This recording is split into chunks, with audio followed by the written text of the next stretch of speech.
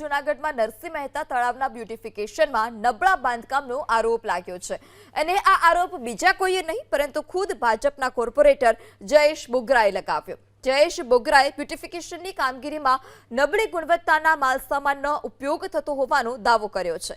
જયેશ બોગરા અનુસાર દિવાલના કામમાં નબળી ગુણવત્તાનું બાંધકામ થઈ રહ્યું છે।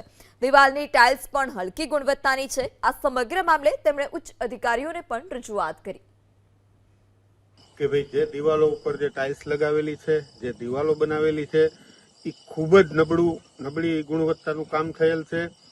એક મેં વિડીયો પણ બનાવેલો છે કે ભાઈ જેમ હાથ ઉપર મારો એટલે દિવાલથી ટાઇલ્સ હાથમાં આવી જાય કે ભાઈ જે એની અંદર કેમિકલ સિમેન્ટ જે ઉપયોગ થવો જોઈએ એ ખરેખર પૂરતા પ્રમાણમાં થયો નથી।